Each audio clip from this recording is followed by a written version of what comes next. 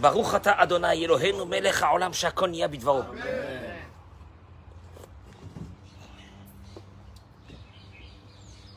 Merci d'être là, Olivier, ce matin, assis avec nous, depuis le début du cours.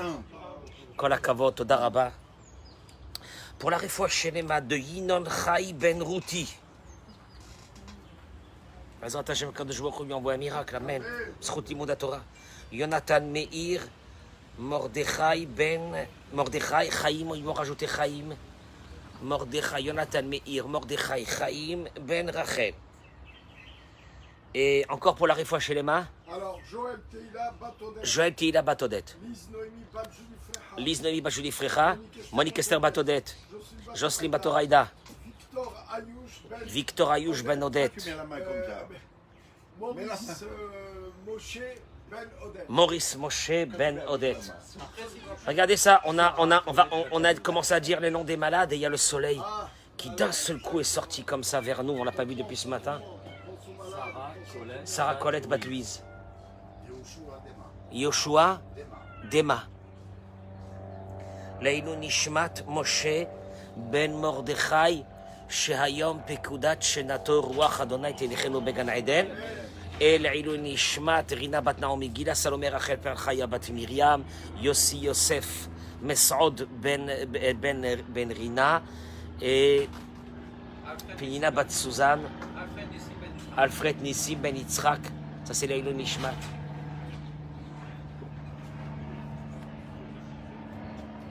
Je vais vous expliquer, Bezrat Hashem, avec l'aide d'Akadosh Baruch Hu ce matin,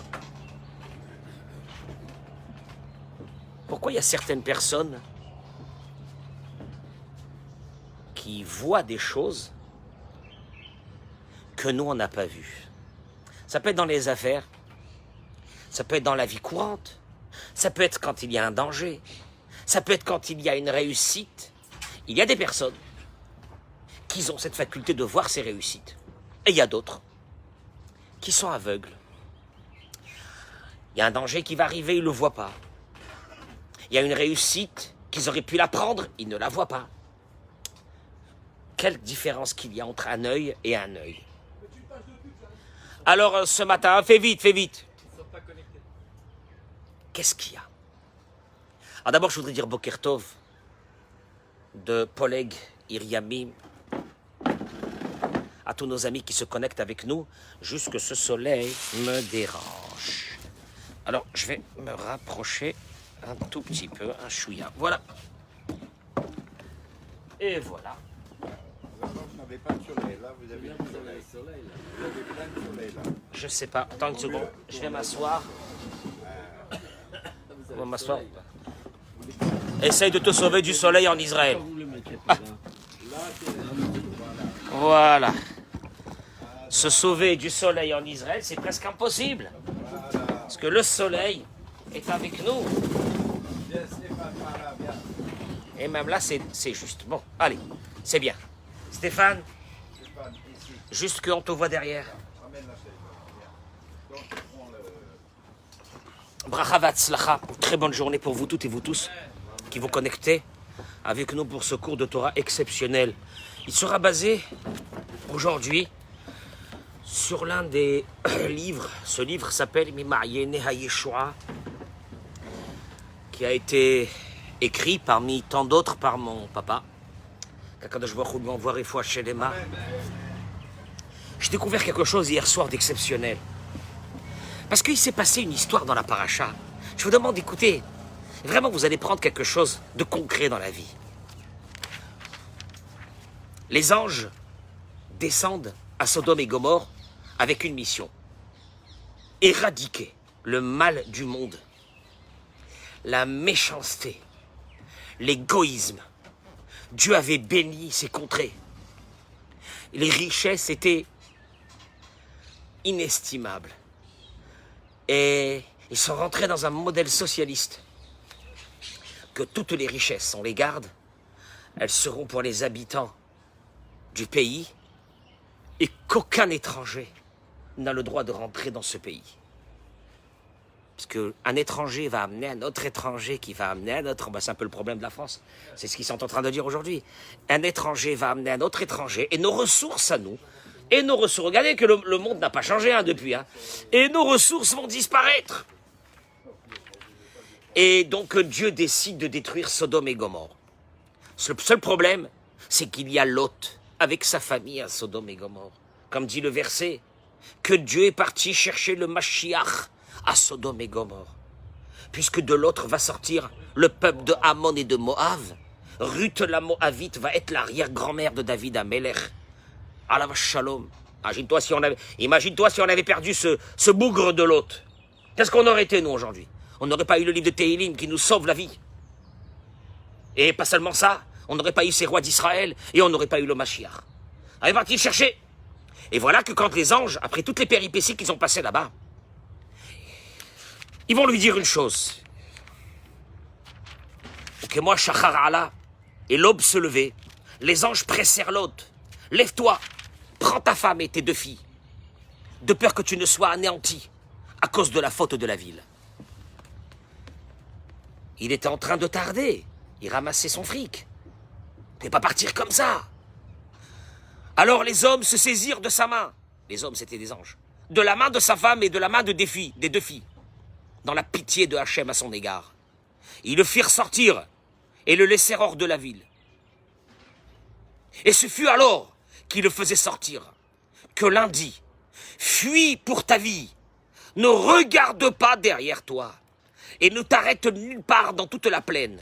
Fuis vers la montagne, de peur que tu ne sois anéanti. » Interdiction de regarder derrière toi. Le pire dans cette histoire, c'est que sa femme va regarder. Et elle va devenir une statue de sel. Un truc énorme.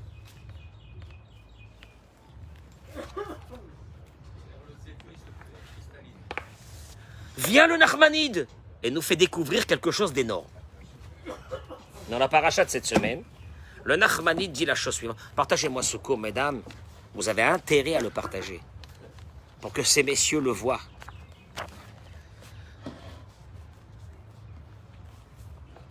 Alors, mon papa, il ramène ce Nachmanide et je vais vous le lire. Le Ramban, il dit, Ve'inyan Issur Habata. Quoi, il fallait pas qu'il regarde. Ne regardez pas derrière. Si vous regardez derrière, vous allez mourir. Pourquoi? Qu'est-ce qu'il y a? Il dit le Ramban, le Nachmanide, il ramène d'abord l'explication de Rashi. Rashi dit, Ataïr Sharta Himahem, ou Bisrut Avraham Atanitzol. En fait, toi aussi, tu aurais dû mourir. Toi aussi, tu as été méchant dans ce pays. Toi et ta famille, vous devez mourir. Mais vous restez vivant grâce à qui? Grâce à Abraham, à ton oncle. Tu n'as pas le droit de voir la punition des autres, alors que toi, tu aurais dû être puni comme eux. Mais vous allez voir que... Et alors, si je regarde qui sont punis, qu'est-ce qu'il y a? Et moi, Chasvé Shalom, je dois être puni. Et je regarde quelqu'un qui est puni, qu'est-ce qu'il y a? Et là, le Ramban, il va rentrer dans une chose qui est fabuleuse. Il dit le Ramban, Ve'ot bo inyan. Il y a encore ici un autre sujet. Ki hareut ba'avir hadever. Quand tu regardes l'air, l'espace d'un endroit où il y a une épidémie, et dans toutes les maladies contagieuses, si tu regardes, yazik meod veyadbikem. C'est énorme. Le fait de regarder un endroit où il y a une épidémie, où il y a des maladies contagieuses, yazik meod. Si tu regardes, tu peux être frappé. Veyadbikem, et tu peux être touché. Et ainsi, de penser à ces maladies, c'est dangereux. C'est pour cela que celui qui avait la lèpre, il restait seul, pour ne pas qu'on le regarde. Etc. Bon, il ramène encore d'autres maladies.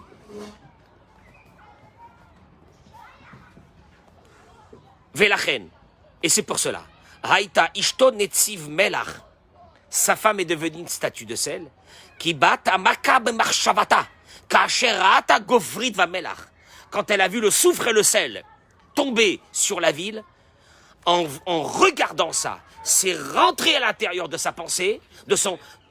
Et ça s'est cristallisé en action. Et elle est devenue une statue de sel. Ça fait très très peur. Et il te dit, sache-le, que c'est une chose qui est connue. De penser à quelque chose à une maladie, c'est mauvais pour le corps.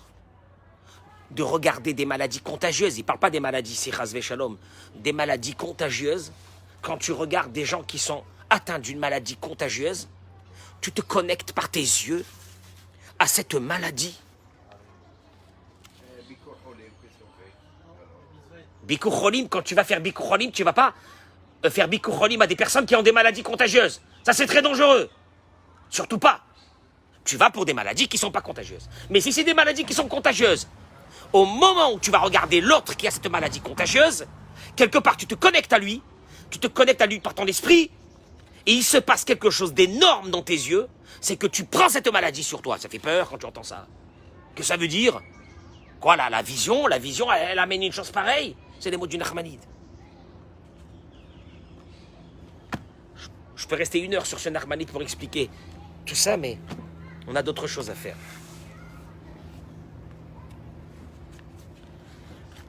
Il ramène, il dit comme ça.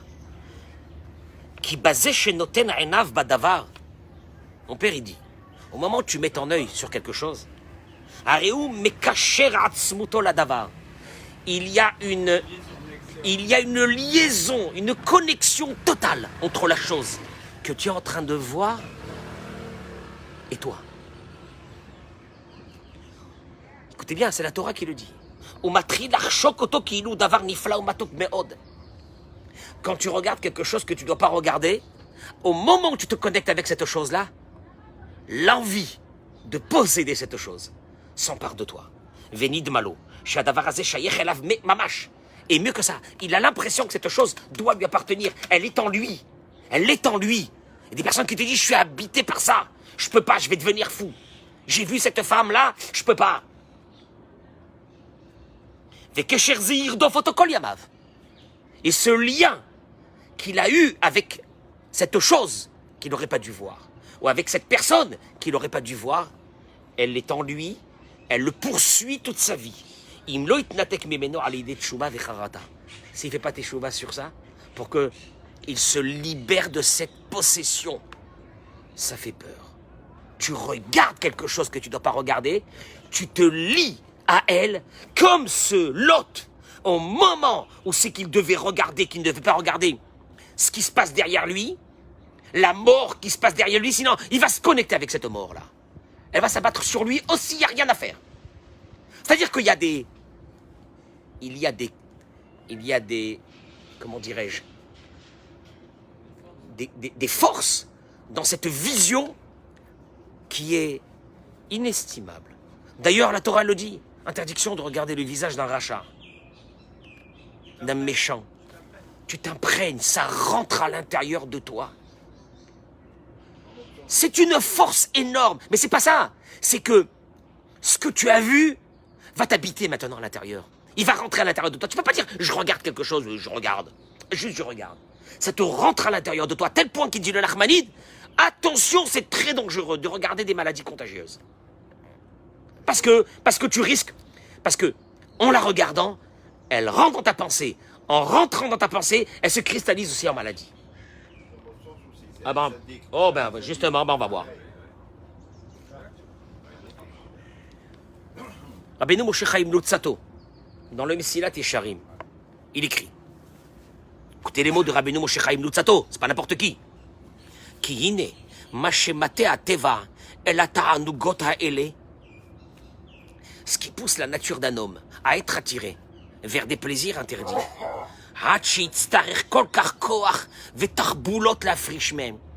Et qu'après, il lui sera demandé beaucoup de force et d'ingéniosité pour s'éloigner de ces tentations qui sont en train de l'attirer. Il te dit, ce qui pousse cette nature à être imprégnée, à être habitée par une envie, et qu'il te faudra beaucoup de force pour t'éloigner de cette envie.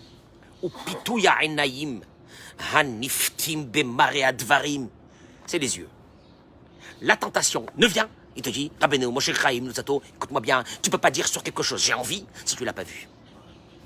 Asheruto ve'arev lechaora, ou pitouille, chez Garam la chet, Arishon, chez Yaase. Ben, la première faute, elle est arrivée, justement, la Torah, elle a commencé par quoi? L'histoire de l'œil. Bereshit, l'histoire de l'œil.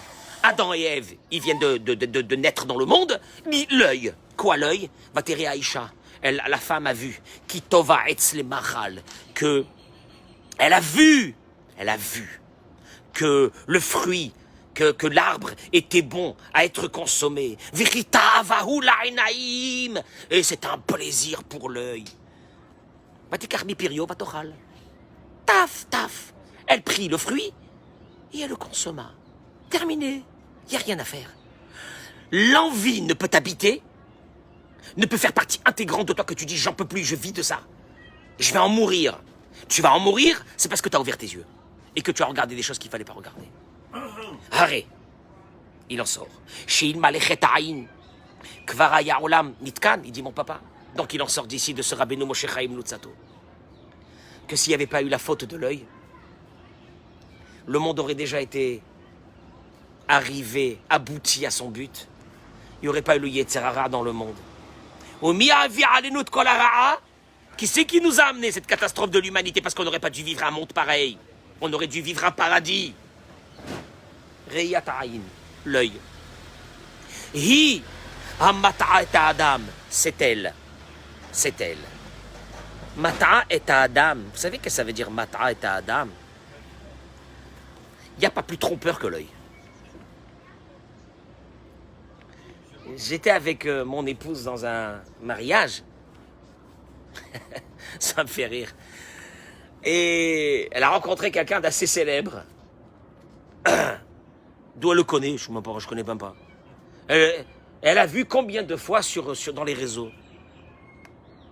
Une dame qui met des films à elle et des films et des films. Elle a l'air heureuse. Maison, un truc.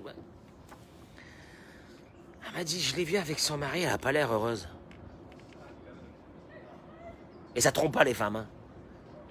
Et elle me dit, tu vois la différence entre ce que j'ai vu, le paraître, l'œil, il est plaisant. Il est plaisant. Va te montrer une femme. Elle est belle. Mais elle est belle. Tu peux pas t'imaginer comment elle est belle.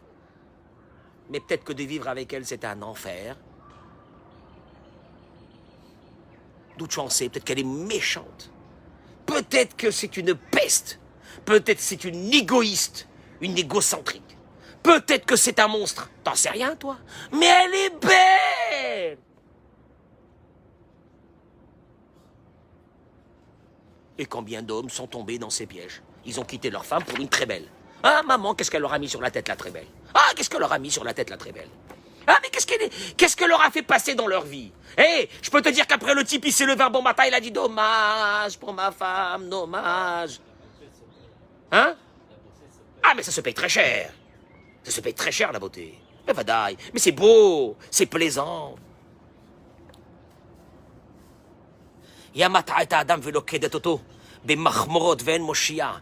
L'œil, mais, il dit mon père, elle met la personne dans un piège. Si tu veux qu'un piège se referme sur toi, tu sais, comme dans les films, tu vas comme ça, l'araignée, elle a mis comme ça une toile d'araignée sur toi, tu peux plus bouger, c'est fini. Comme ça, l'œil. Ouvre ton œil, et le piège commence à se former. Et là, et comme ce que tu as regardé, tu t'es connecté par ton regard à cette chose. Cette chose, tu l'as intégrée à l'intérieur de ton cœur, et elle te consomme ton cœur. Elle te le consomme. Elle te le mange. Et si, à un moment donné, il ne se réveille pas, parce que s'il a le mérite de se réveiller, tant mieux. Parce que s'il n'a pas le mérite de se réveiller, eh bien, un jour, il arrivera à passer le cap de la vision à celui de l'action. Comme, je sais pas, vous savez, monsieur le rabbin, Ah, vous connaissez vous savez, le Yetzer Hara. Le Yetzer Hara, moi, je le connais. Ce que je connais aussi, c'est qu'il fallait pas tomber dans le piège du Yetzer Hara. Ça, il fallait que tu mettes des lunettes de soleil, mais étanches, que tu vois rien, comme ça, étanches. Iné, regardez bien. Mon père, il développe ici une chose extraordinaire. Vous allez voir, ça va pas être très long. Aldor Amaboul, Ador Shinimha, mais Alpene Adama. Il y a une génération qui a été effacée de la terre. Mais alors effacée de la terre. C'est-à-dire que Dieu, il a dit, c'est une horreur. C'est une horreur. Il dit, regardez, Migaram Lolagir, les chefs à la Madriga. Qui a fait tomber cette génération? Par quoi ils sont tombés? C'était une génération exceptionnelle. Exceptionnelle. Ils étaient proches du début de l'humanité. L'intelligence qu'avait... il suffit de voir. Quand tu vois nos talmudistes, il y a 2000 ans, tu deviens fou. Quand tu vois, il y a juste 500 ans, 600 ans, le Maïmonide, qui était un médecin du roi, prend ses livres sur l'astronomie. À l'époque où les... Comment on appelle ça? Les télescopes n'existaient pas. Tu deviens fou. Tu deviens fou. Tu te dis, mais d'où il a su ça? Sur les mathématiques. Il aurait pu être prix Nobel. 100 fois. Ça, c'était il y a 500 ans. Et plus on descend, plus on devient des abrutis. C'est le contraire de la conception de Darwin, qui paraît que nous étions des singes et nous sommes devenus des hommes. C'est le contraire. C'est le contraire. On était des hommes exceptionnels. Ceux qui étudient le Talmud, ils me disent, mais c'est pas possible, c'est des extraterrestres. Mais c'est pas possible, d'où ils ont fait sortir tout ça? D'où ils savent tout ça? Prenez le Talmud, 25 volumes, énorme. Prenez-le, vous allez dire, c'est pas possible. C'est impossible. Et malheureusement, plus on descend dans les générations. Dora Maboul, quelle génération extraordinaire. C'est marqué, fin de Bereshit, d'où ça a commencé. Vaï qui est Adam la rov alpene Adama. Voilà que l'homme s'est multiplié sur la terre. Ou banot yuladu lahem. Et ils ont eu, il y avait pas mal de femmes. Ah, il y avait des belles femmes. Vaïrou bene Elokim met benot Adam. Prenez les midrashim, vous allez voir que ce que je vous dis c'est vrai. Les anges sont descendus dans ce monde et ils ont vu les femmes. Des anges. Vaïkrou lahem nashim ikol asher baharu, ils sont descendus et ils se sont mariés avec ces. Vayar Hashem ki rabba ra'ata Adam ba'aretz. Vayomer Hashem emhiata Adam. Et là, ça a commencé la débauche. On va le voir tout de suite. Et Dieu, il a dit, tout de suite, j'efface le monde. La Gemara dans Masechet Sanhedrin Daf Kufret, elle ramène une chose extraordinaire. La Gemara dit, je comprends. Après, vous posez des questions dans la vie. Rabbi Yossi, Daf Kufret, la Gemara dit. Rabbi Yossi dit, Dora Maboul Nidgaou et la Bishvil Galgal Aïn Shedom Elamaïm, la génération du déluge, sont devenus arrogants seulement en raison des libertés qu'ils ont prises avec le globe oculaire. Leur arrogance est passée par leur œil, qui ressemble à l'eau. Et le globe oculaire ressemble à l'eau. Comment ils sont devenus arrogants? Rachid dit, en contemplant leur prospérité, ils ont adopté un regard hautain, ce qui les a poussés à convoiter les femmes qu'ils voyaient. L'argent amène l'orgueil. L'orgueil amène qu'il me faut une autre femme. La mienne. Je répète. Le clochard, clochard. Shalom. Nous, c'est moi. Ceux qui sont simples, ils n'ont pas cette gava, ils sont contents avec leur femme. Remercie Hachem tous les jours. L'argent, l'orgueil. L'orgueil, faut changer de femme. Voilà ce qui leur est arrivé. Et alors, qu'est-ce qui s'est passé? Comme il est dit, ils prirent pour eux des femmes de tout leur choix. Ça y est. C'est pourquoi Dieu les punit par l'eau qui ressemble au globe oculaire. Chez Neymar, comme il est dit, quel est le rapport entre le globe oculaire? Ils ont fauté avec l'œil. Il ramène ici que...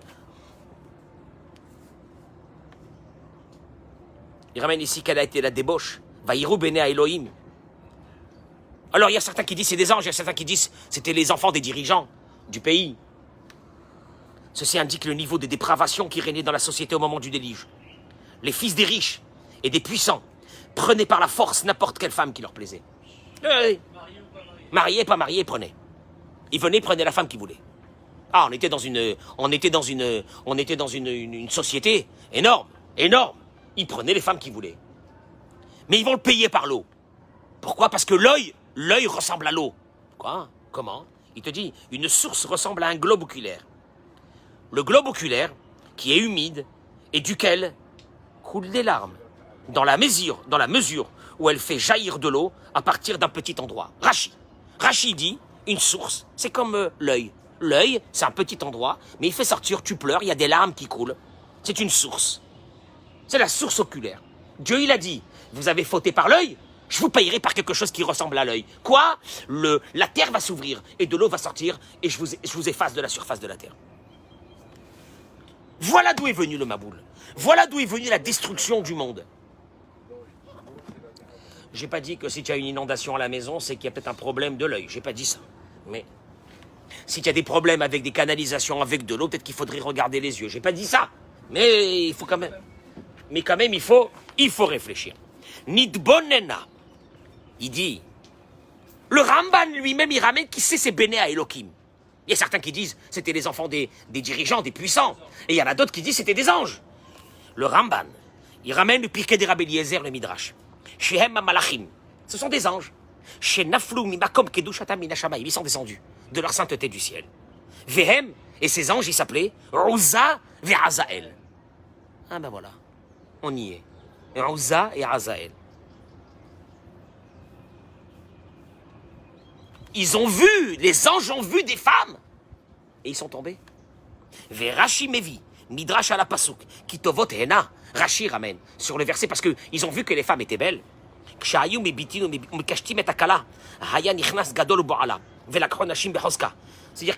c'est pas ça. C'est une catastrophe. Il y avait une femme qui devait se marier, une Kala, il venait, il la prenait.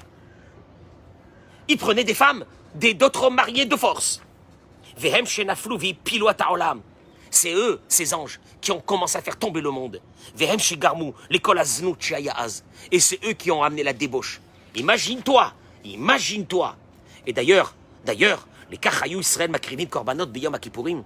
C'est pour ça que les Béné Israël faisaient les deux boucs. L'un pour Dieu et l'un pour Azazel. Azazel, c'est Aza et Azael. Chez Isbol Avonotehem chez Israël.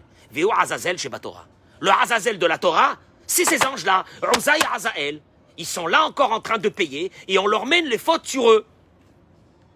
Pour qu'ils souffrent là. Parce que c'est eux qui ont fait descendre la débauche dans le monde. Je crois que c'est un hasard. L'œil. Toutes les catastrophes ont commencé par l'œil. Il a regardé. Odanu Motseim Belot. Et on voit bien sur Lot la même chose. Il a laissé sa maison, il est parti avec Avraham Avinu. Allez, sans poser de questions. Dieu, il a dit à Avraham Avinu, Lech Lecha. L'autre, il est venu, il a dit, tonton, je suis avec toi. Quelle beauté. C'est extraordinaire, ce type. Mais où, tonton? Il a même pas demandé où on va. On va avec toi. Il a dit Dieu. Et d'un seul coup, tu vas voir dans la paracha de cette semaine, la bagarre entre lui et Avraham Avinu, entre les bergers d'Avraham Avinu. Qu'est-ce qui s'est passé? C'est quoi ce changement-là? Et nos sages, le Siftei Chachamim, il ramène dans le Pasuk Dalet Hot Tav. Chez Mitri Lahaya Lot Kacher. Le Siftei Chachamim te dit, Lot était un monsieur bien. Faut que tu comprennes. Verak Shiaradim Avram le Mitzraim. Il est descendu avec Avraham en Égypte. Malheureusement, il y avait la famine. Azlamad mina Mitzrim Shem Shtuf Zima. Venia Be'atzmo Shatuf Zima. Il est arrivé là-bas. C'était la capitale de la débauche. Et il a appris la débauche de. Quand tu regardes ça, c'est fini. C'est fini. Avraham Avinu doit garder ses yeux. Lot n'a pas gardé ses yeux. Et c'est de là que la scission va commencer. Ça remonte après en Israël. Et les embrouilles vont commencer. Où il va terminer? Tu crois qu'il a terminé le type? Ou Sodome et Gomorre. La capitale mondiale de toutes les débauches du monde. Yallah. La main, il était bien ce mec. Bémet. C'était pas un rachat. Il est arrivé là-bas, il a regardé. Il a vu, c'était terminé. Maasé, Bematia ben Harash. Elle fait peur cette histoire. Le Yalkut Shimoni, le Midrash, référence toranique la plus haute, dans Vaïri. Il ramène une histoire. Maasé Rabbi Matia ben Harash, un de nos grands talmudistes, au temps de Rabbi Akiva. Rabbi Matia ben Harash. Shaya Yoshev Bet Midrash Vaosek Batora. Il était en train d'étudier la Torah. Ve'ayazif panav domé le Hama. Ve'kastar panav domé le Malachas Sharet. Shimiamav lonasa'enav leisha ba'olam. Ceux qui regardaient son visage, ils avaient peur de Rabbi Mathia. Le Midrash il dit que son visage ressemblait au soleil. Et non, la lumière qui sortait de son visage était la lumière d'un soleil. Et son visage ressemblait à celui d'un ange. Les gens, ils avaient peur de s'approcher de lui. Car, le Midrash il dit, il n'a jamais regardé une femme de sa vie. Paramahat, une fois, Avar Satan, le Satan est passé devant ce Beth Midrash. Venit Kanabo, il a été jaloux de lui. Amar, il a dit, Efshar Adam Kemose Lohata. Quoi, c'est possible qu'un être humain, la chair, elle est faible. C'est possible qu'un être humain ne faute pas. Un d'avoir casé. Amar, il est monté chez Dieu. Le bon Shel Olam, maître du monde. Rabbi Mathia ben Harash, ma ou les fanecha. Tu peux me dire c'est quoi le dossier de Rabbi Mathia ben Harash, Hachem? Amarlo, Kadosh Baruch lui a dit, Tzadik Gamour. Dieu qui dit sur un homme, Tzadik Gamour, Saint Tzadik, total. Amar les fanaftan ireshout. Hachem, laisse-moi, donne-moi la permission de le titiller. Amarlo, Enata Yacholo, tu pourras pas. Laisse tomber. Amarlo a fait piquer quand même. Quand même. Il était tué, hein. Là, tu écoutes l'histoire, c'est les mots du Midrash. Amarlo, il lui a dit, vas-y, allez, ça va. Tu veux vraiment, là, allez, vas-y, va. Nidmalo ki isha yafa shelo aita kedmuta ba'olam, mimot na'ama ahot uvalkaim. Il est arrivé comme une femme qu'il n'y a jamais eu une femme aussi belle, comme la femme la plus belle qu'il y a eu une fois dans l'humanité, c'était Naama, la sœur de Tuval-Caïn. Là, on parle au début de la création du monde. Tout ce que tu peux croire comme beauté, c'est rien par rapport à la perfection de cette femme. Et il s'est mis devant Rabbi Mathia ben Harash, qui vint chez Raoto, quand il a vu qu'il y avait une femme qui rentrait, à Farpanav, il s'est retourné vite, il a retourné sa tête en arrière. D'un seul coup, il voit que cette femme, elle se trouve en arrière. Il se retourne de l'autre côté, à Farpanav Léamine. Il s'est mis comme ça le visage de ce côté. Amar, il a dit, Mitiariani Shemaït Gaber Alaïtz, Yetzerara Viahtieni. J'ai peur, il s'est dit, que le Yetzerara va me tomber dessus et je vais fauter. Ma'asa Oto Tzadik, qu'est-ce qu'il a fait? Kara le Oto Talmid Shaya Mesharet Lefanav.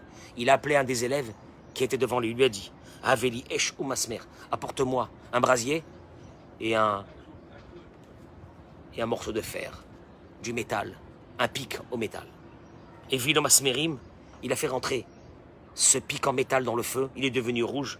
Venat Numberinav. Il les a mis dans ses yeux. Il est devenu aveugle sur place. Qui va chez Satankar, le Midrash dit quand il a vu le Satan ça. Nizda Zeya Venafala Horav. Il a tremblé et il est tombé à la renverse. C'était fini. Baotachara, à ce moment-là, Kara Kadosh Baruch Hu Raphaël. Dieu a appelé Raphaël Amalach, l'ange Raphaël. Il lui a dit, Lech rapé et Rabbi Mathia ben Harash. Va guérir Rabbi Mathia ben Harash. Ba ve'amad lefanav. Il est venu devant lui. Amar lo haniheni. Il lui a dit, laisse-moi tranquille. Mashehaya haya. Ça veut dire, je préfère être comme ça, c'est fini. Ce qu'il y avait, c'est fini. Hazar ifena Kadosh Baruch Hu. Imagine-toi, hein. L'ange Raphaël remonte chez Dieu. Il lui a dit, Karvekach Amarli, Mathia. Voilà ce qu'il m'a dit Mathia ben Harash. Je veux que je fasse maintenant, moi. Amarlo, il lui a dit, Lech, ve morlo, ani arev, moi Dieu, je me porte garant qu'il n'y aura plus de Yetzerara. Miyad, il rit pas auto, il a été guéri sur place. Mikanamro hachamim, de là ils ont dit nos sages.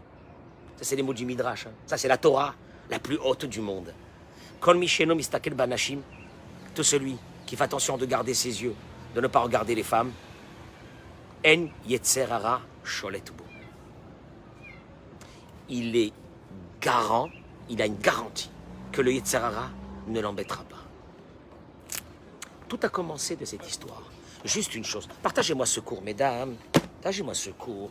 Et je vais vous dire pourquoi. Mais partagez-le en masse. Parce que j'arrive à ce que notre maître Rabbi Nachman de Breslev, oh, qu'il est beau ce livre, dans l'Ikouté Moran, il dit la chose suivante. Écoutez-moi. Parce que à un moment donné, quand tu vois que tout est devenu permis, Puis un rabbin qui fait un cours sur l'œil, il est fou. Il n'est pas dans le... Il vit pas dans ce monde. Enfin, voyons. Qu'est-ce que tu veux? On vit dans un monde moderne. Vous allez voir ce que vous allez gagner si vous gardez vos yeux. Dans la Torah 254, je vous traduis directement en français. C'est pas la peine de faire en hébreu parce qu'après il faut que je retraduise. Juste les premiers mots.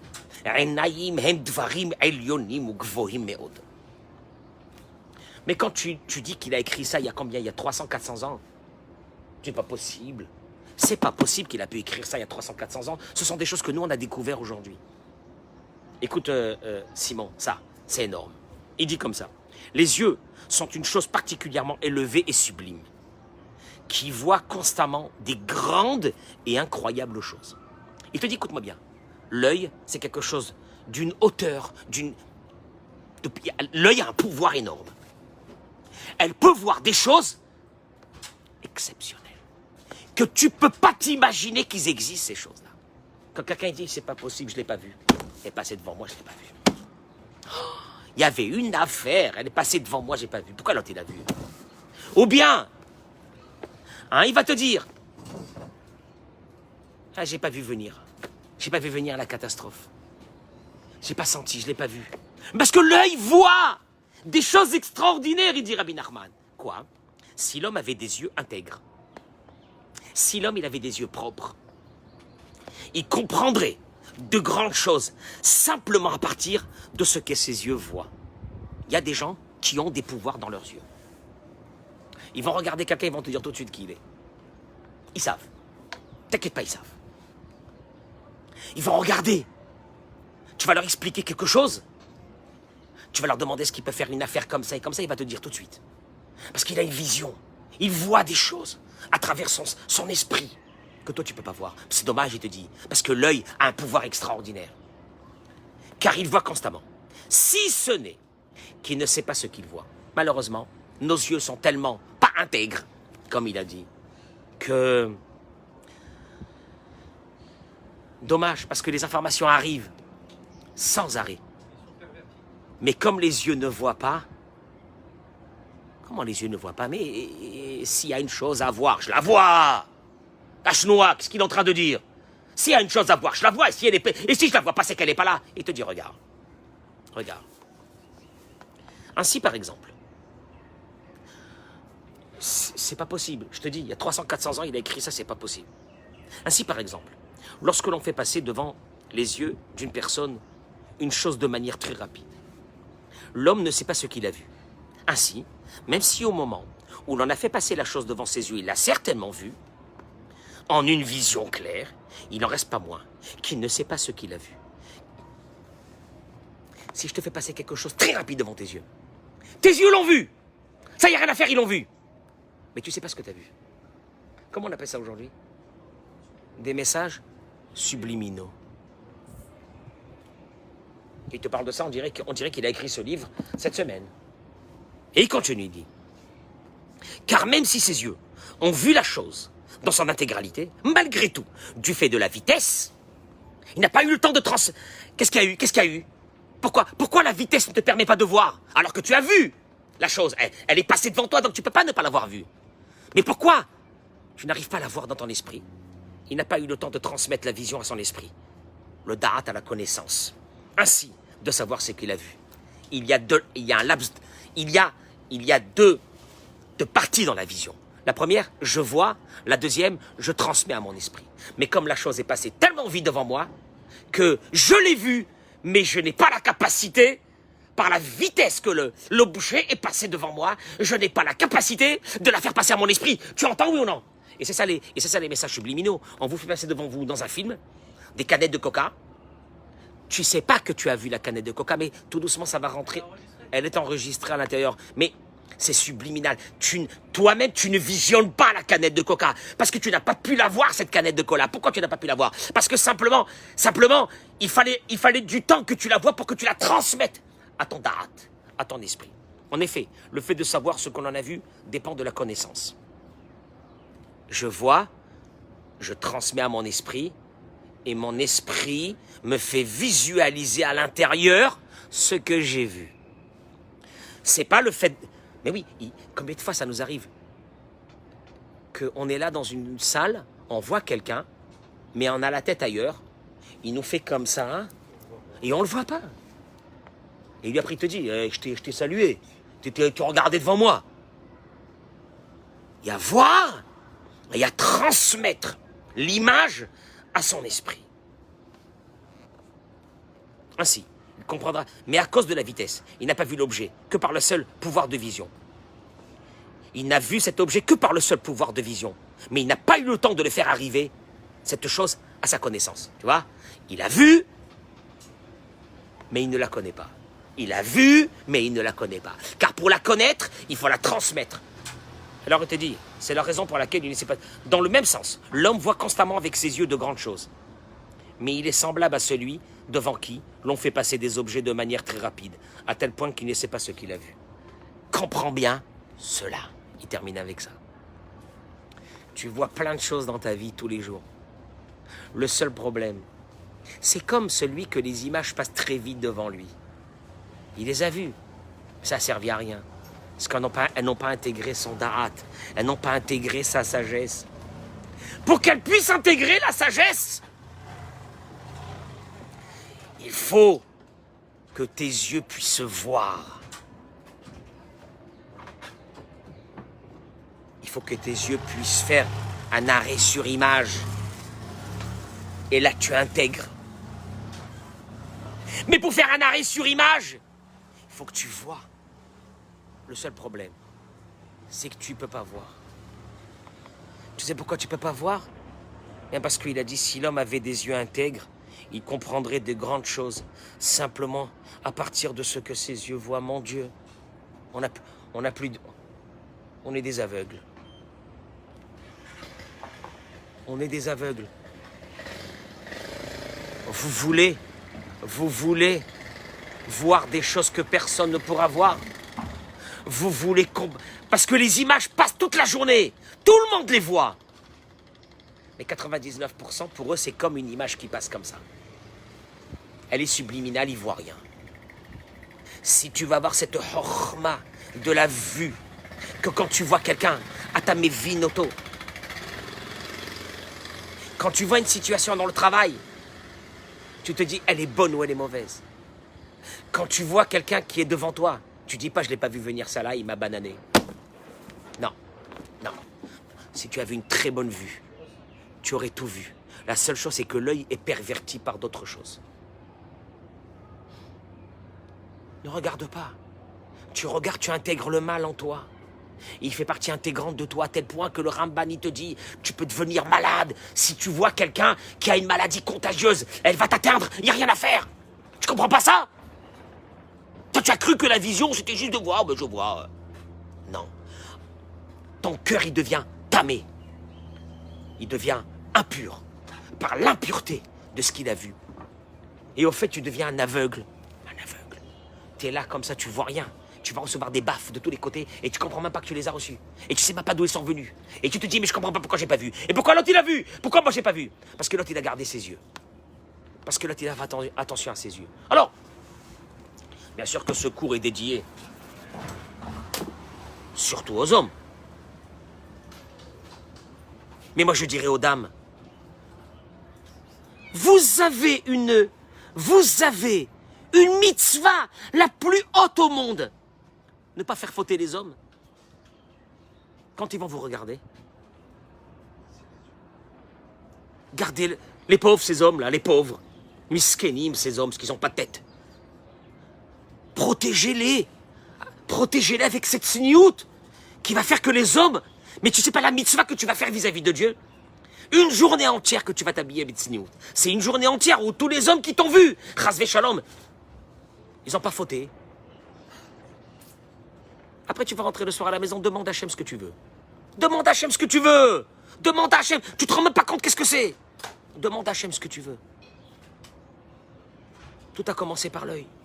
Tout est terminé par l'œil. Béhémet, qu'est-ce qu'on va faire nous aujourd'hui? Moi, je parle des cours comme ça et je me dis, mais dans quel... Est-ce que ça va servir à quelqu'un? Est-ce que peut-être même... Les gens ils vont dire, mais ça c'est des cours qu'il fallait faire il y a peut-être 200 ans, c'est pas aujourd'hui. Mais c'est justement aujourd'hui. Mais c'est justement aujourd'hui.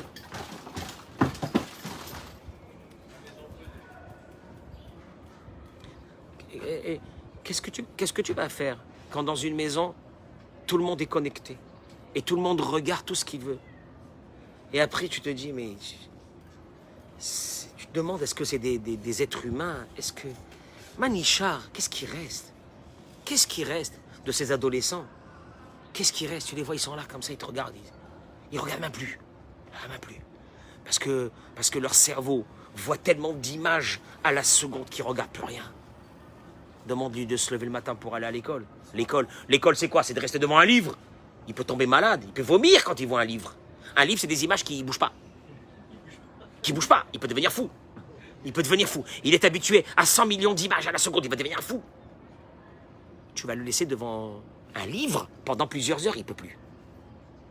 Il ne peut plus. Il a intégré aussi tellement de mauvaises choses à l'intérieur de lui qui sont devenues partie intégrante de lui. C'est Nora. On va faire comment? On va faire comment? Je ne sais pas. Que Dieu nous protège. Mamache, que Dieu nous protège. Mais Dieu il nous protège... Dieu il va te dire, si toi tu veux pas bouger, moi alors je te laisse là-bas. Il n'y a rien à faire. Hein. Mettez dans les maisons des filtres. Mettez des filtres. Mettez des filtres. Mettez des contrôles. Mettez des filtres. Mettez des contrôles. Et si votre adolescent il n'est pas d'accord, prenez le téléphone, prenez un marteau. Pas sur lui, sa tête à lui, fracassez le téléphone. Enlevez ses cancers. C'est des cancers, enlevez-les. C'est les plus grands cancers du monde. C'est les cancers du cerveau, ça. Ça, c'est les plus grands du monde. Enlevez-les. Comment on va faire? Mettez des filtres. Mais là, on ne peut pas tout faire, on ne peut pas tout enlever. Mettez des filtres.